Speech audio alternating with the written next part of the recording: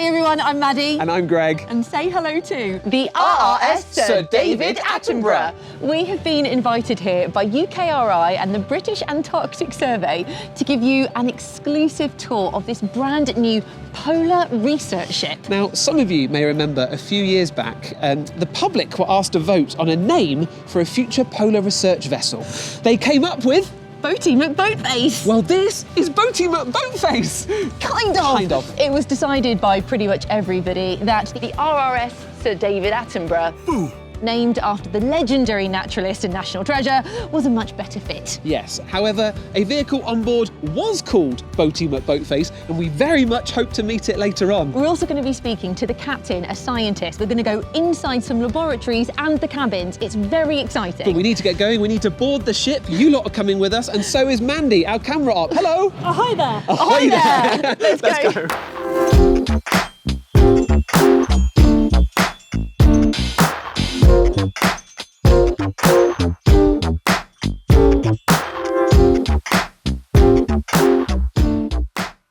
This ship is headed to the Antarctic and then later the Arctic. Here are some of our favourite facts about it. It is 128 metres long, which is longer than a football pitch. And it weighs 15,000 tonnes, which is about the same as 130 blue whales. Wowzers. Now, if you want to follow us on our journey of this ship today, then we've put a link in the description box which shows you a bit of a map so that you get a rough sense of where we are. And we told some of you that we were coming onto this special ship today and we asked for your questions. Wow, you sent some amazing ones. Right, here's one. How long does this ship go to sea on expedition? Well, it operates all year round and it can actually spend 60 days out at sea unsupported. So that means it doesn't need to go on land or get resupplied. That's a long time, isn't it, to be on a ship 2 like months. this?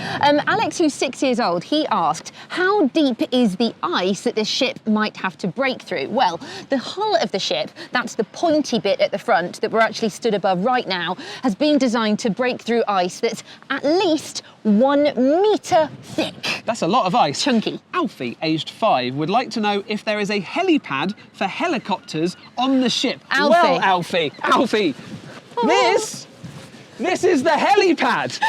How amazing. And if a helicopter is coming into land, all these fences around the side here drop down, and also this yellow pointy thing here that's covered in sensors, that drops down too. But why would a polar research ship need a helipad? Because the helicopter is a great way to get people and stuff onto the ship where it's way, way away from land. And talking of people, so this ship, it can have 90 people on board at any given time, and that includes 30 crew and up to 60 support staff and scientists. Talking of scientists, that brings us as to why we're here today. The RSS Sir David Attenborough really is a one-of-a-kind ship. It is the UK's most advanced polar research vessel, and it is about to set sail on a voyage of scientific discovery to Antarctica. Not only that, but the ship and everyone on board have some really important jobs to do.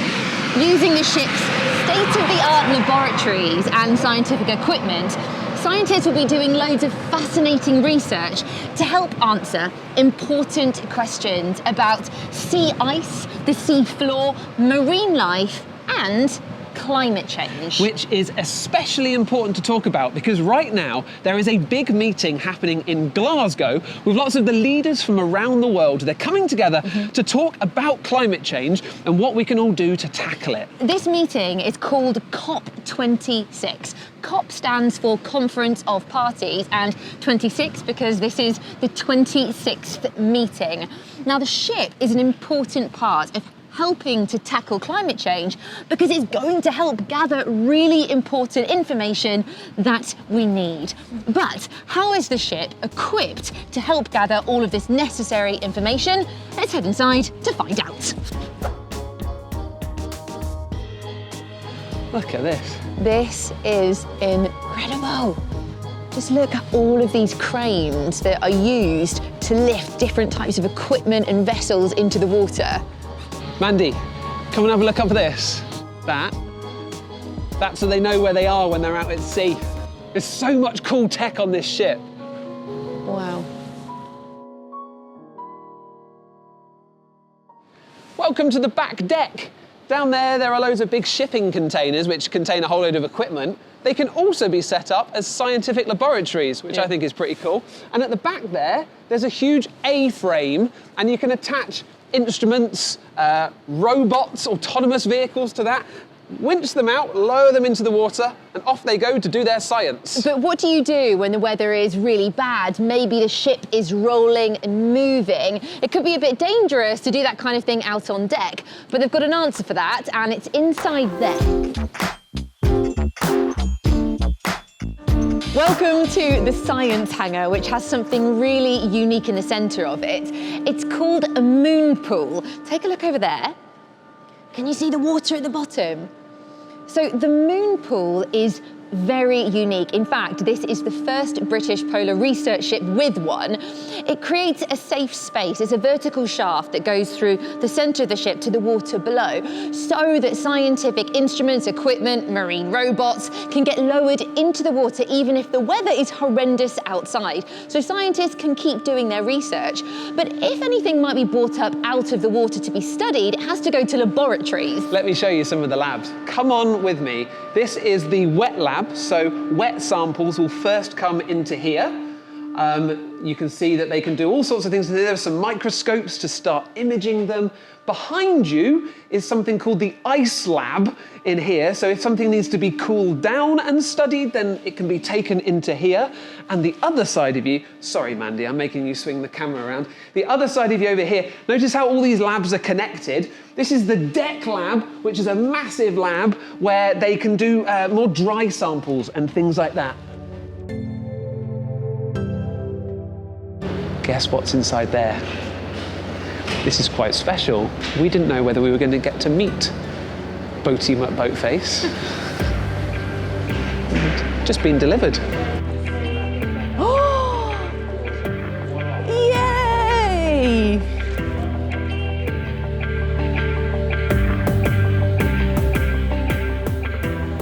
It's really lovely, because all of the scientists are as excited to see Boaty McBoatface here. Well, they're just as excited as we are, which is very cool.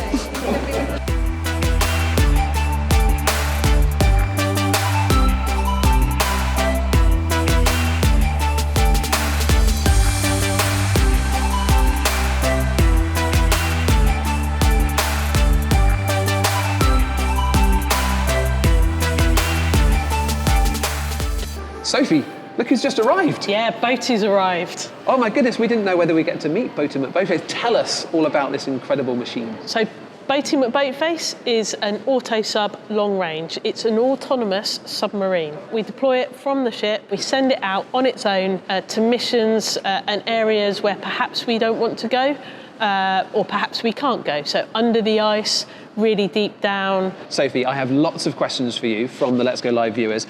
Joshua and Isaac want to know what experiments you're going to be doing for your research.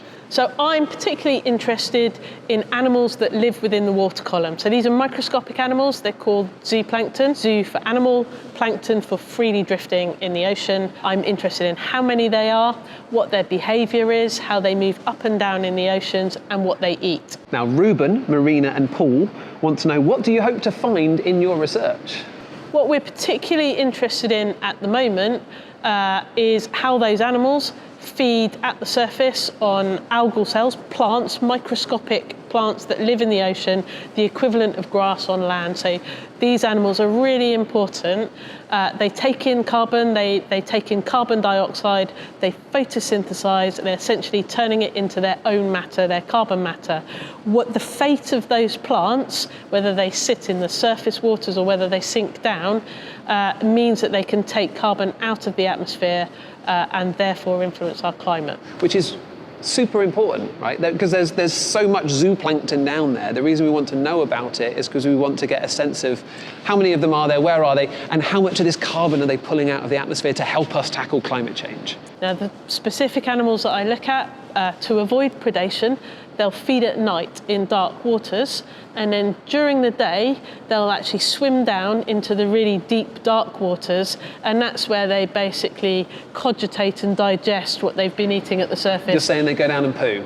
They go down and poo. Okay. Yeah. All right. But that's important because it's moving that carbon around the ocean. Very important. Sarah, who's 8, would like to ask, what is it like being out on the vast ocean, and do you get seasick?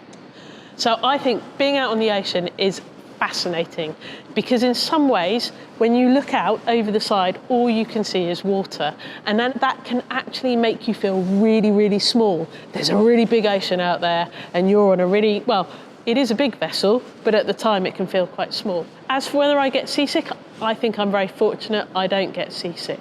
But what's really interesting is when you first come on a ship at sea, then you feel like you're constantly moving. So you're sitting there, wherever you wander around, you touch the side as you right yourself as you're moving around. It's really exhausting.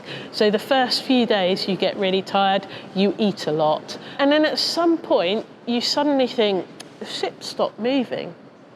And this is a perfect place to do it. So I would be standing here midway through a cruise and think, oh, the ship doesn't move anymore. And then I'd turn around and I'd actually see the fact that the ship is moving up and down, and the water and the sky are all moving. But my head is no longer telling me that. My head is telling me I'm perfectly stable. Amazing.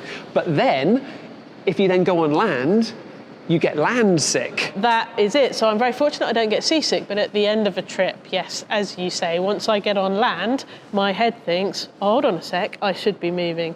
And so I wobble around all over the place. You can always tell somebody who's just back from being away, because they'll randomly clutch at objects that they think are about to roll off. Amazing. Charlie and Lewis would like to know, how cold is it in the Antarctic, and what do you wear to keep warm? So the coldest temperatures that I've been in when I've been working at sea in the Antarctic is around -10. And so those are the kind of temperatures that you get if you put your hand in your own freezer at home. A lot of our land-based scientists, they really go into the very, very cold, where ultimately, if you actually touched metal, you could end up attached to it. So a really important thing is to make sure that you have layers on, that those layers are actually made out of the right material, and that you've got your areas covered and not exposed. Well, Maddie actually went and had a look at the type of clothing people used to wear when they went to the poles, and also what they wear now. On the left, I'm trying on the old-fashioned clothes in the style of Shackleton and Scott, and on the right, the modern expedition kit. You'll notice there are a lot more layers to the older style of outfit, and they're much harder to get on. Oh, don't get stuck. In comparison, the new clothes are lightweight, cosy, and much more practical. In fact, I think I'm done. I'm ready. Over here, I'm still tackling the 3 layers of gloves. So much so, Henrietta has to help me get them and the jacket on. Wow. Oh my goodness me. How anybody did anything, I've got no idea. This is extraordinary. I haven't even got shoes on. I know which style I prefer. Come on then, let's go. Isla Grace wanted to know, where do people sleep on the ship? So I've brought you to the cabins to meet one of the scientists who's stayed on ships like this before. So come on in. This is a cabin, and if you wanted to have a little bit of a tour, we have bunk beds behind us. We have plenty of natural light, which is lovely. And then if you want to keep moving around, let me introduce you to Rob, who is one of the scientists. Hello. Hello. How long have you spent living on ships like this? Or cumulatively a couple of years, I would say, yeah. But typically trips would be 1 to 2 months long, yeah. Okay, so in this particular cabin, there are bunk beds. Do you have to share? I think on many research cruises, we could have more than 30 scientists and technicians and give everybody their own cabin. But some science cruises would have multiple science parties, and we would fill every bunk. And certainly we would do that when we're moving people to and from the research stations in Antarctica. Okay, so sometimes the ships are busier than other times. Yeah. I'm actually quite impressed with how much room you've got in here. You've even got a telly. I'm impressed myself. This is more room than we have been used to in the past, so that's great. And the television is not just a television, that is a monitor connected to the ship's computer networks. If somebody's working in their cabin, they can keep an eye on the real-time data coming in on any one of many different sensors. So you're not turning it on to watch, you know, Well, catch up on the soaps. You can you? Well, you can't get live television from over the satellite links are not that good when you're working in remote areas in the Arctic and the Antarctic. But you can tune into the moon pool or keep an eye on what's going on in the winch room, for example. Exactly. You could see how much cable is out, whether things are going down to the seafloor or coming back up. You could be watching the navigation display. You could be watching one of the sonar displays. Fascinating viewing. I'm sure there would be something showing on the ship's network on one of the channels. There'd probably be some film or something showing it if people do want to relax. I'd be quite happy staying here. It's even got an ensuite bathroom. But actually, the way the sewage works here is really interesting. Can you tell us about the sewage? Everything has to be retained on board, but it is processed, so that it is quite a sophisticated plant down in the engine room. Well, talking about the sewage treatment plants, apparently there are two. Each of them are capable of treating black water, that's sewage, so we're talking things like poo and wee. And then you've also got grey water, so this is water that's come from the shower or from the washing up. But in certain areas of the Antarctic, you're not allowed to just put sewage into the water. No. That's a big no-go. So actually, apparently everything can be stored for 45 days. Lovely. Yes. Mandy, have you seen Greg? Have you seen Greg anywhere? No. Greg? Maybe. Here. Greg? Yeah, I'm just helping deploy some equipment. Hang on. What are you doing? Just going to put that into the moon pool. Yeah. We'd just like to say Greg is absolutely not doing that. I'm not really doing it. I'm not doing anything. It wasn't me. Come on, we gotta go. Hello, this is the data suite, which is one of the rooms that can be used as a control room or a communications hub. And that's possible partly because of this really cool video screen wall, which is showing us loads of different things. So that's the bottom of the ocean. Yeah. Little playback. That's a way of scanning the seafloor as you're going along. And that's the outside world. Hey! Captain Will Watley, thank you so much for talking to us today. We've got a whole bunch of questions for you, starting with one from Georgia, who is 8 years old. She wants to know what inspired you to do this career in the first place. Well, I have always wanted to work at sea, right from when I was at school. And I grew up around small boats and did a lot of sailing as a child, and was also fascinated by the polar regions. So I left school when I was 16 and ran away to sea and started a Merchant Navy cadetship. And then when I finished that at 19, I started a career with the British Antarctic Survey, and have never looked back and absolutely love it. Clara would like to know if you're enjoying being in charge of such a new ship. I am, yes. It's very challenging because setting up a new ship is much more difficult than just running one where all the systems are currently in place. But we all enjoy a challenge, and we've got a fantastic team on board. So yes, I do really enjoy it. Molly and Grace have asked, how long will it take to get to Antarctica? So we stop in the Falkland Islands before we go to Antarctica. But it would take, from the UK to the Falkland Islands is about 3 weeks. And then from the Falkland Islands to the Antarctic is about another 4 or 5 days from there. So just under a month. Edward's got a couple of questions about the ship. He's asked, does it have fog lights? And what happens if the ship hits an iceberg? Does it have a defence system? We do have searchlights, and we've got some that are lower down that we would use in fog. So essentially, yes. But that wouldn't be our main way of avoiding hitting something in foggy conditions. We also have a radar, which is a screen on the bridge, which shows us the range of other objects, which could be land, it could be other ships, or it could be big chunks of ice. And it shows us where they are relative to the ship. So we can use that to see through the fog. Last question for you. Noah has asked, why is the ship partly painted red? The ship it's painted red because ice is white, and it's really important to be able to see the ship against white ice. If an aircraft or something like that was looking for us, it was decided right in the early days of the British Antarctic Survey. The first director decided that all our ships should be red, and it's been a tradition ever since. And it's a very good idea. And a final one from me and Greg. What are you most looking forward to in Antarctica? I am most looking looking forward to going and taking the ship into the ice for the first time and starting to actually do some ice breaking with the ship. I've been involved in this project since before there was any steel or anything. It was just drawings and just a concept, and now here we are about to set off to the Antarctic. So this is absolutely the most exciting thing that's ever happened in my career. Captain Will Watley, thank you so much for your time, and we hope you have a brilliant adventure. No problem at all. Bye, ship.